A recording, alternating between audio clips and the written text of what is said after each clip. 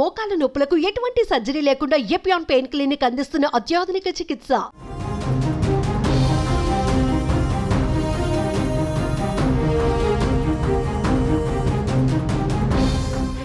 అందరికీ నమస్కారం. నేను Swaroopa Potlapalli. Welcome to Suman TV. ఇప్పుడు ఆంధ్రప్రదేశ్లో ఎక్కడ చూసినా P4 గురించి చర్చ జరుగుతోంది. స్వర్ణాంధ్ర 2047 దృష్టిలో పెట్టుకుని ఏర్పాటు చేసిన P4 విధానానికి చక్కటి స్పందన వస్తోందని ఆంధ్రప్రదేశ్ ముఖ్యమంత్రి చంద్రబాబు నాయుడు గారు చెబుతుంటే ఇది 3 నాళ్ల ముచ్చటేనని విమర్శకులు అంటున్నారు. ప్రస్తుతం నాతో పాటు ఉన్నారు రాజకీయ విశ్లేషకులు పెంటపాటి పుల్లారావు గారు. ఆయనతో మాట్లాడి ఈరోజు P4 గురించి అనేక విషయాలు తెలుసుకుందాం.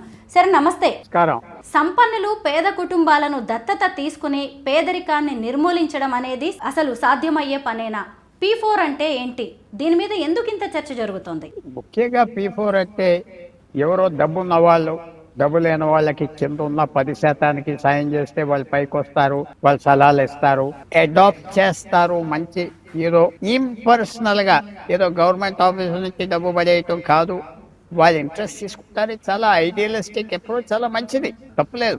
ఆబ్జెక్టివ్స్ చాలా మంచిది. ఒక వ్యక్తి హైదరాబాద్ లో ఉన్న వ్యక్తి ఎవరో వరంగల్ పక్కన ఒక విలేజ్ పక్కన ఎవరినో అడాప్ట్ చేసి ఆయనకి చదువుకు సాయం చేయటం, అప్పుడప్పుడు కొద్దిగా డబ్బు సాయం చేయటం, మంచి వృత్తి ట్రైనింగ్ ఇప్పించడం అంటే చాలా ఇంపార్టెంట్ ఇది. కానీ ప్రాక్టికల్ బిగ్ స్కేల్లో పని అవుతుందా అది ప్రశ్న.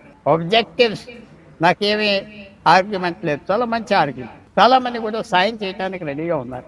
ఎలా సాయం చేయాలో తెలియదు. ఏదో చీఫ్ మినిస్టర్స్ ఫండ్ కి, ప్రైమ్ మినిస్టర్స్ ఫండ్ కి ఇచ్చేస్తే వాళ్ళు ఎవరో తినేస్తాడు అందరికి. నేనే డైరెక్ట్ గా చేస్తా, నెలకి ఏదో కొద్దిగా సాయం చేస్తా, మాకు లింక్ ఇవ్వండి. ఎక్కడ సాయం చేయాలి, ఎవరికి సాయం చేయాలి, అది పెద్ద అవసరం ఉన్నది, తప్పులేదు, మంచి ఐడియా అది. నేను ఇచ్చే డబ్బు నెలకు 5,000 ఖర్చు పెడతా, 3,000 ఖర్చు పెడతా, ఎవరికి వెళ్తుందో తెలిసి ఆనందపడతా, ఫోన్ చేస్తా, బాగున్నావా, ఏంటి, ఏం సాయం కావాలి, ఎలా చదువుతున్నావు, చాలా మంచిది. చాలా ప్రాక్టికల్ గా వస్తుందా, పని అవుతుందా, అది పెద్ద ప్రాబ్లం. నాకు ప్రాబ్లం ఎక్కడ కనపడుతుందంటే, ఒక మనిషికి ఈ స్కీమ్ పనిచేస్తుందా అంటే జిల్లాలో ఎస్, 100 మందికి పనిచేస్తుందా ఎస్, 1000 మందికి పనిచేస్తుందా జిల్లాలో అవ్వదు. కలెక్టర్ వాళ్ళు సెలెక్ట్ చేస్తారు, ఇంటర్వ్యూస్ పెడతారు, ఇవాళ అంతా జూమ్ లో జరుగుతాయి, వాట్సాప్ లో జరుగుతాయి అని చూసుకుంటారు. కానీ 10 లక్షల మందికి, 15 లక్షల మందికి చేయటం అంటే అది గవర్నమెంట్ స్పాన్సర్షిప్తో, ఎమ్మెల్యేల ఇన్వాల్వ్మెంట్తో, ఇంత నెట్వర్కింగ్ చేసి ఇన్ని లింక్స్తో సక్సెస్ చేయటం ఫీజబుల్. ఏ స్కీమ్ అయినా సక్సెస్ఫుల్ అవ్వాలంటే సింపుల్గా ఉండాలి. ఉదాహరణ చెప్తా, చాలా పెద్ద పెద్ద పేరు ఆర్థిక వ్యవస్థలో ఈ 100 సంవత్సరాల్లో మిల్టన్ ఫ్రీడ్మన్. ఆయన ఏమన్నాడంటే, నువ్వు ఏదో స్కీమ్ పెట్టి నీకు రైతుకి నీకు విత్తనాలు ఇస్తా, నాగళ్ళు ఇస్తా, తలపాక మీద ఎండ తగలకుండా ఒక టోపీ ఇస్తా, అవన్నీ కాదు, వాటికి డైరెక్ట్ డబ్బు ఇచ్చి వాడు చేయవలసి చేసుకుంటా. ఆఖరికి హెలికాప్టర్ నుంచి కూడా డబ్బు పడేసినా పెట్టరు. నువ్వు స్కీములు పెట్టి వాటికి అవసరం లేని వస్తువులు ఇస్తావు, వాల్యూ ఉండదు. అది అల్టిమేట్ సక్సెస్. ఇవాళ డైరెక్ట్ క్యాష్ ట్రాన్స్ఫర్ అని భారతదేశంలో ఈ 5 సంవత్సరాలు అందరూ నిద్రలేసి చేస్తున్నారు కదా. క్యాష్ ఇచ్చేస్తే ఏదో చేసుకుంటారు, పాస్ చేసుకునే వాళ్ళు పాస్ చేసుకుంటారు, బాగా చేసుకునే వాళ్ళు చేసుకుంటారు. సింప్లిసిటీ ఉన్న స్కీమ్ సక్సెస్ అవుతారు. హైలీ కాంప్లికేటెడ్ స్కీమ్, ఇవాళ ఉదాహరణ ఇస్తాను. ఆర్టిఫిషియల్ ఇంటెలిజెన్స్ పనిచేయాలి అంటే ఎక్కువ వాటర్ కావాలి, ఎక్కువ పవర్ కావాలి, ట్రెమెండస్ పవర్ కావాలి, పెద్ద పవర్ ప్లాంట్స్ కావాలి, న్యూక్లియర్ పవర్ ప్లాంట్స్ కావాలి. సో కొంతమంది ఐడియాకి వచ్చింది ఏంటంటే, సోలార్ ఎనర్జీ వాడచ్చు కదా, మనం స్పేస్కే పంపించేసి స్టేషన్ స్పేస్లో పెట్టి స్పేస్ నుంచి సోలార్ ఎనర్జీ వాడితే అసలు ట్రబులే లేదు కదా అంటే ఎస్. కానీ దాంట్లో చిన్న ప్రాబ్లం ఉన్నది. ఎన్నో కరెక్ట్గా పనిచేయాలి. సడన్గా ఒక సోలార్ స్టార్మ్ వస్తే మొత్తం సిస్టమ్ కొలాప్స్ అయిపోతుంది. ఒక చిన్న స్టార్మ్ వస్తే సోలార్ స్టార్మ్. సో అంత కాంప్లికేటెడ్ థింగ్ కావాలా వద్దా, అది వాళ్ళు ఎక్స్ప్లెయిన్. ఎవరో కాగితం తీసుకుని కంప్యూటర్ పెట్టి డిజైన్ చేసి ఒక చార్ట్ వేసి ఒక స్ప్రెడ్షీట్ పెట్టి ఇలాగిస్తారు, ఇలా సెలెక్ట్ చేస్తాం, బుద్ధిమంతుల్లాగా సెలెక్ట్ చేస్తాం, బుద్ధిమంతుల్లాగా పేర్లు వస్తాయి, కలెక్టర్ సిన్సియర్గా పనిచేస్తాడు, జరిగే పల్లా. ఒక 50 లింక్స్ నాకు కనపడుతున్నాయి, సక్సెస్ అవుతుంది. ఈ స్కీమ్ సక్సెస్ అవ్వాలంటే ఎంత కాంటాక్ట్ పాయింట్స్ తగ్గించేయాలి, మెంటర్ అండ్ బెనిఫిషరీ ఇన్ని లింక్స్ ఉండాలా. అది ఎమ్మెల్యే ద్వారా అది గవర్నమెంట్ ద్వారా వెళ్తే ఇవన్నీ అవే పల్లా. కాంప్లికేటెడ్ స్కీమ్స్ ఎప్పుడు సక్సెస్ అవ్వవు. సింపుల్ స్కీమ్ ఇది సింపుల్ చేయగలరా? అది ప్రశ్న. ఇంకా సింపుల్ చేయగలరా? ఒక ఐడియా మనం తీసుకురావటం చాలా సులభం ఐడియల్ వరల్డ్లో, కానీ ఇది ఐడియల్ వరల్డ్ కాదు. సో సక్సెస్ అవుతే చాలా బాగుంటుంది, ఫెయిలియర్ అవుతే మాత్రం మళ్ళీ ఇలా స్కీమ్ రివైవ్ అవ్వదు, మోడిఫై చేయలేరు, టైం వేస్ట్ అయిపోతారు. Public private people partnership P4 దీని గురించి మాత్రం ఎక్కడ చూసినా ఒక డిస్కషన్ అనేది నడుస్తుంది. గతంలో కూడా చంద్రబాబు నాయుడు గారు ఇలా ప్రజల భాగస్వామ్యంతో జన్మభూమి వంటి కార్యక్రమాలను సక్సెస్ చేశారు. ఇప్పుడు కూడా ఈ P4కి ఆయన ఇచ్చిన పిలుపుతో కొంతమంది ముందుకు వచ్చి పేదరికంలో ఉన్న కుటుంబాలను దత్తత తీసుకుంటూ ఉన్నారు. అయితే దీని మీద ఇంకొక రకమైన వాదనలు కూడా మొదలైంది సార్. అలా పేదల బాగోగులను చూడడానికి వస్తున్న వాళ్ళు నిజంగా సేవాభావంతో ముందుకొస్తున్నారా, లేదంటే చంద్రబాబు అనుగ్రహం కోసం ముందుకొస్తున్నారా? దీని మీద మీరేమంటారు సార్? అనుగ్రహం, నేను ఒక మంచి డొనేషన్ ఇస్తా, ముఖ్యమంత్రి ఆనందపడతాడని తప్పులేదు.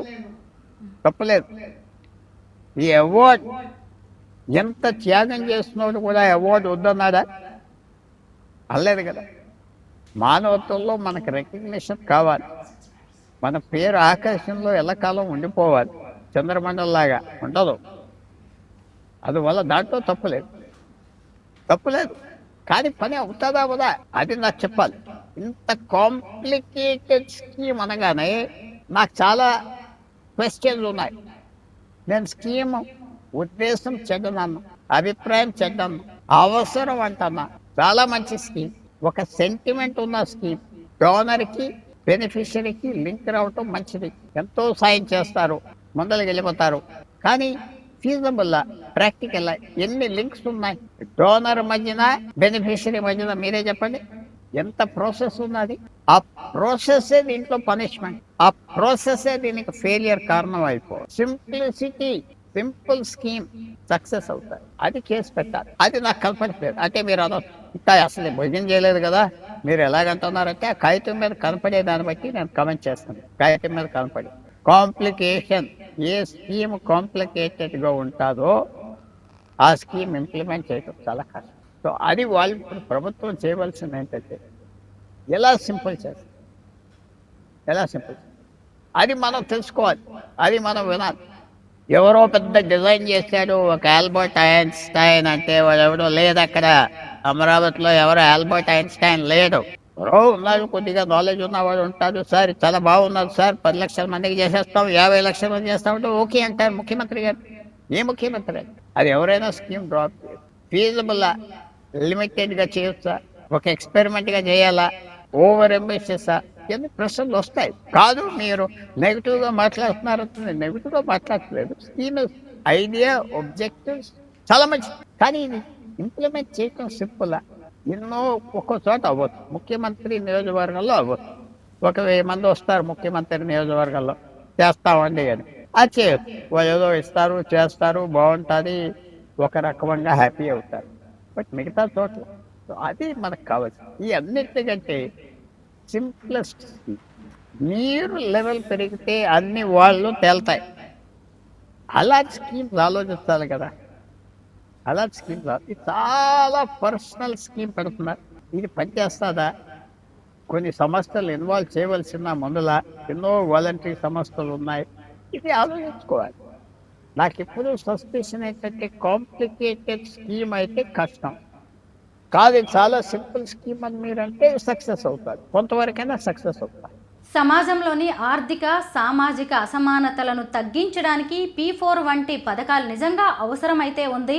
కొంతమంది దగ్గరే సంపద పోగైపోయి ఉంది, ఇంకొందరేమో పేదరికంలో మగ్గుతున్నారు. వాటన్నిటిని బ్యాలెన్స్ చేయడానికి డబ్బున్న వాళ్ళు ముందుకు వస్తే నిజానికి మంచిదే. కాకపోతే ఈ P4 విధానాన్ని ఈ అమలులో అయితే కొంత సమస్యలు, ఇబ్బందులు తలెత్తుతున్నట్టుగా కనిపిస్తోంది. బలవంతంగా ఈ స్కీమ్ని ఇంప్లిమెంట్ చేయకూడదు అని, ప్రభుత్వ పనులకు ఈ ఉద్యోగుల్ని కూడా వాడుకోవడం మంచిది కాదు అనే వాదనలు కూడా వినిపిస్తున్నాయి. Thank you so much sir. Thank you.